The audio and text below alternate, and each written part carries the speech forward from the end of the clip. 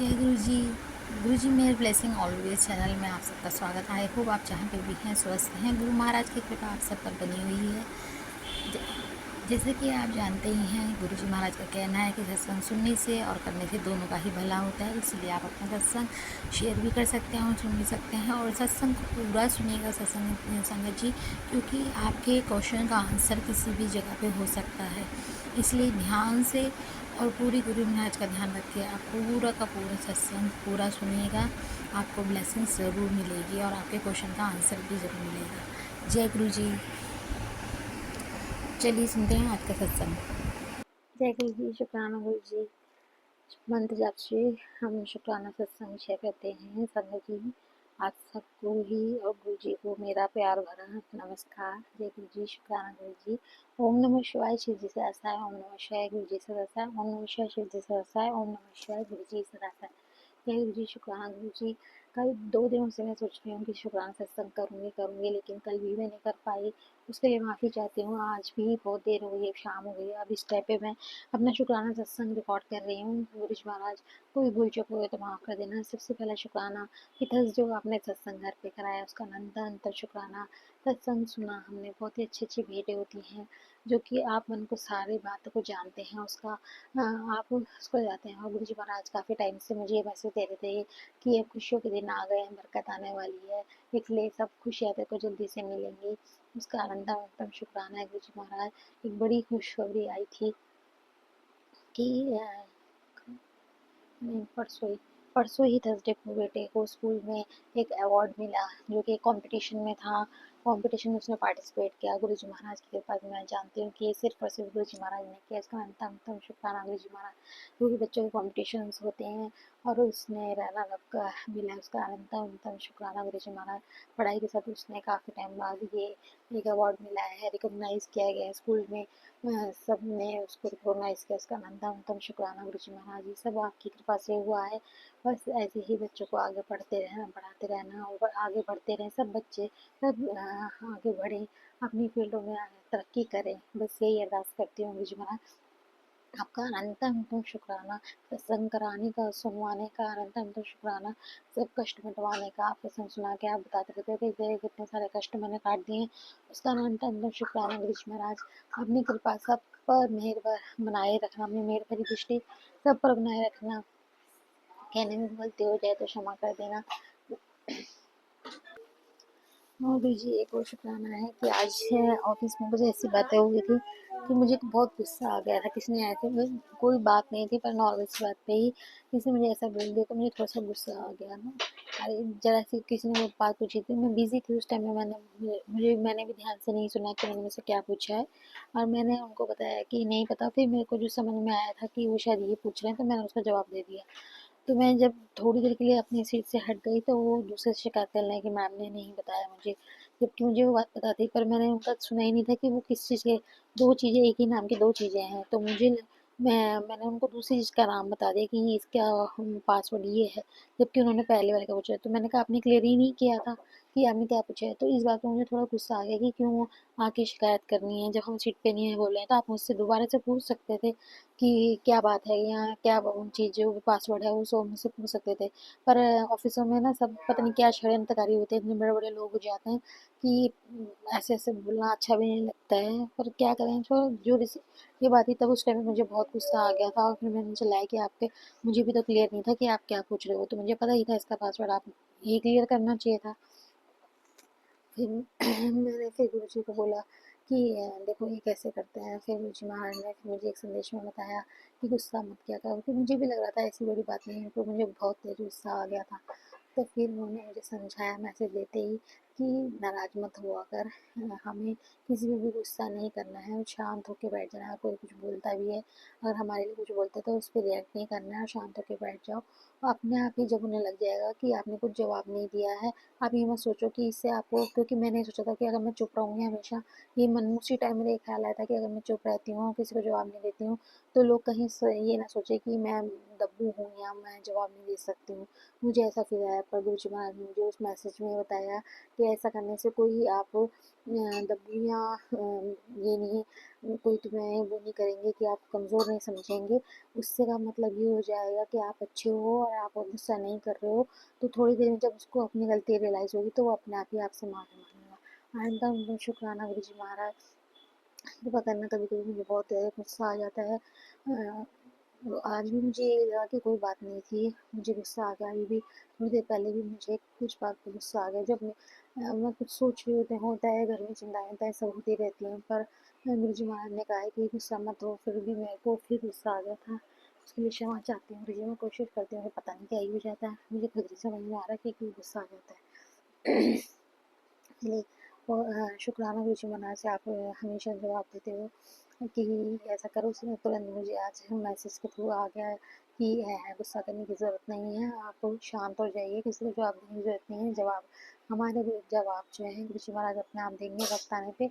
और उन्होंने ये भी समझाया कि शांत होने का मतलब ये नहीं कि आप दंगू हो या आपको जवाब देना नहीं आता।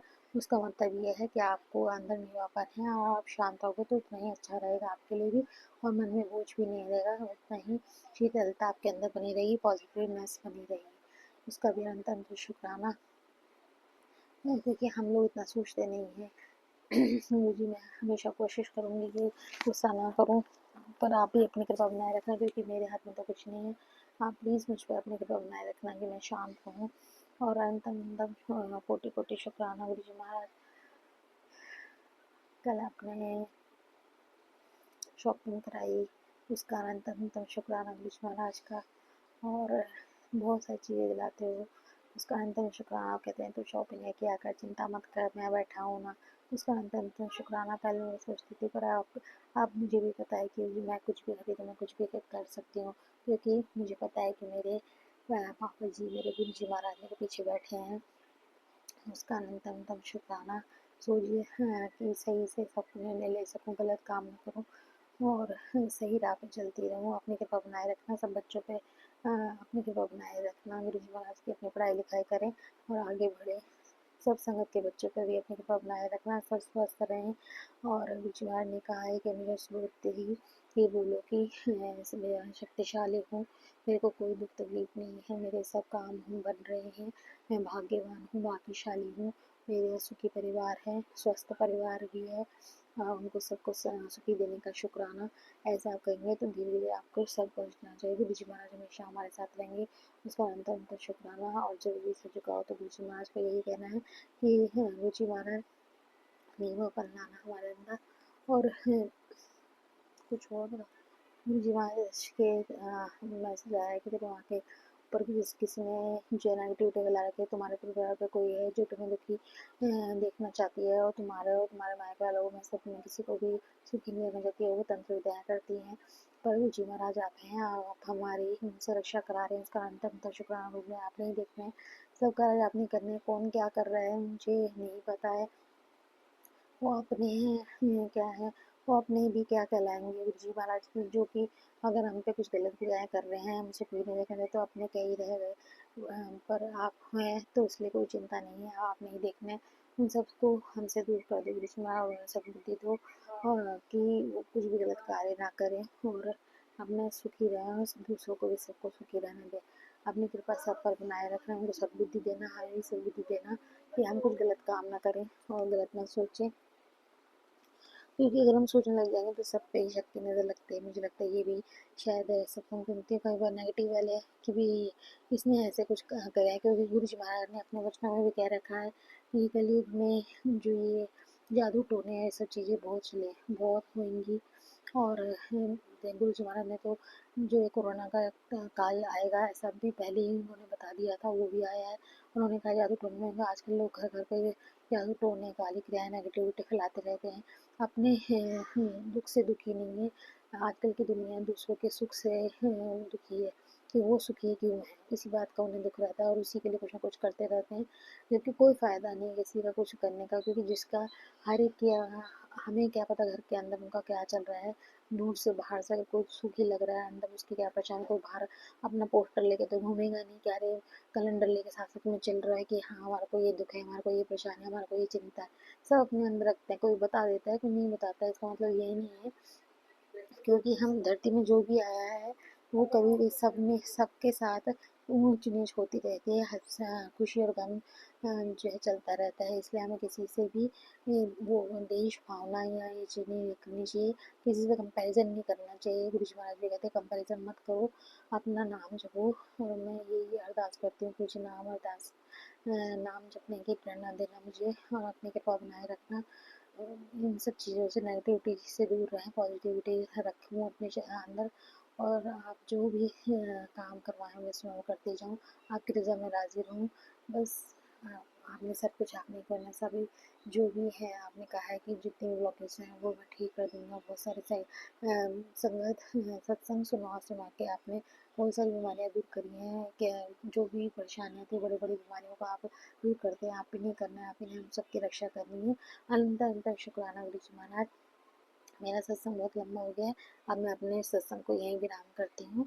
कोई भूल चूक हो गई है, कुछ मैंने गलतियाँ ज़्यादा बोल दी हैं, किसी का मन दुखा दिया हो, उसके लिए मैं क्षमा प्रार्थी हूँ। गुरु जी महाराज आपसे क्षमा चाहती हूँ और सब संगत से क्षमा चाहती हूँ कि मैंने कुछ गलत किया हो, कभी किसी का दिल दुखाया हो, उसके लिए क्षमा कर देना। ओम नमः शिवाय, शिव जी सहसा, ओम नमः शिवाय, गुरु जी सहसा, ओम नमः शिवाय, शिव जी सहसा, ओम नमः शिवाय, गुरु जी सहसा। जय गुरु जी। चलिए संगत जी, अब हम अगला सत्संग सुनते हैं। इसमें सुनते हैं कि गुरुजी महाराज जो हम कभी किसी संगत को सेवा देते थे, या हम लोगों को भी आज भी किसी सत्संग के थ्रू अगर हमें कोई सेवा देते हैं तो उसमें हमारा ही कल्याण होता है। प्यारा सा सत्संग है अंकल जी का, ध्यान से सुनेगा, आपको क्वेश्चंस के आंसर ज़रूर मिलेंगे। जय गुरु जी। उन्होंने कोई शब्द नहीं पूछा मुझसे और बोला कि ठीक है, क्या सेवा करोगे? मैंने कहा सटल सेवा की सेवा मिल जाएगी। कह रहे ठीक है, आ जाओ संडे से।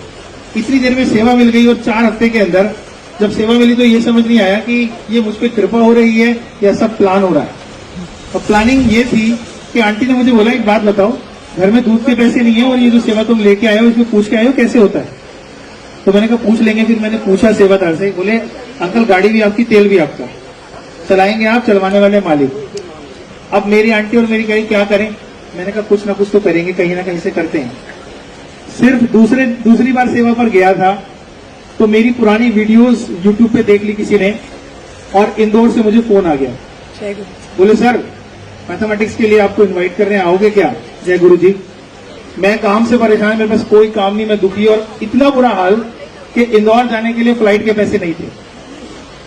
तो उन्होंने कहा आपको कुछ नहीं करना, फ्लाइट की टिकट, रहना, गाड़ी सब हम देंगे, आपको आना है। तो ये सब गुरु जी की कृपा थी। मैं चला गया, उतना प्रिपेयर नहीं था, मेंटली बहुत डिस्टर्ब था क्योंकि काफी दिन से काम धंधा खराब हुआ था, इंस्टीट्यूट बंद हो गए थे। जब मैं वहां पढ़ाने लगा तो 2 घंटे के बाद में इतना नॉर्मल हो गया कि वो जो सारी चीजें डिस्टर्ब थी वो सब ठीक हो गई। 3.5 घंटे तक लेक्चर लेने के बाद इंस्टीट्यूट के मालिक बोले आपको हम काम पे नहीं रख सकते। मुझे लगा शायद अच्छा परफॉर्मेंस नहीं हुआ, तो बोले हम आपको 50% पार्टनर पे रखना है। तो मैंने कहा जी जय गुरु जी। मैंने कहा जी मेरे पास पैसे वैसे लगाने के लिए नहीं है। कह रहे आपको पैसे नहीं लगाने, बस वही दिमाग लगाना जो क्लास में लगा रहे थे। अब समस्या ये खड़ी हुई कि मैं इंदौर चला जाऊं तो सेवा मिली है, क्या करूं आंटी? परीक्षा थी मेरी पूरी। तो मैंने कहा जी आप पार्टनरशिप में थोड़ा कम दे देना, बस एक चीज और दे दो। बोले क्या? मैंने कहा जी हर हफ्ते संडे की फ्लाइट की टिकट चाहिए आने जाने की, ताकि मैंने जिसकी वजह से यहाँ आया हूं उसको ना भूल जाऊं। तो गुरुजी ने ये टेस्ट लेना था, तो तय ये हुआ कि उन्होंने मुझे वो सब वही दिया जो दे रहे थे और एडिशनल कर दी टिकटें। चलिए संगत जी, अब हम अगला सत्संग सुनते हैं। मैं अपनी जब फैक्ट्री में काम करता हूँ तो अक्सर प्रॉब्लम्स आती हैं, पहले भी आती थी। तो पहले मैं बड़ा फ्रस्ट्रेटेड हो जाता था, टेंशन ले लेता था कि यार अब क्या होगा, अब मैं कैसे माल बनाऊंगा, कैसे डिस्पैच करूंगा। संगत जी अब तो कहानी बदल गई है। वो कहानी कैसे बदल गई है? अगर 4 दिन बाद मेरी किसी मशीन में प्रॉब्लम आनी है तो गुरुजी 4 दिन पहले ही उस माल को कैसे तैयार करवाते हैं मुझे आज तक समझ में नहीं आता। चाहे वो बाहर से बनवाऊं, पता नहीं कैसे मेरे दिमाग में गुरुजी डाल देते हैं आज ये तू माल बाहर से बनवा ले, आज तू माल ये रेडी कर ले, आज तू ये कर ले। और मैं भी ऐसा हूं कि गुरुजी के हवाले डाल देता हूं, गुरुजी आप जानो, मेरे बस की नहीं है।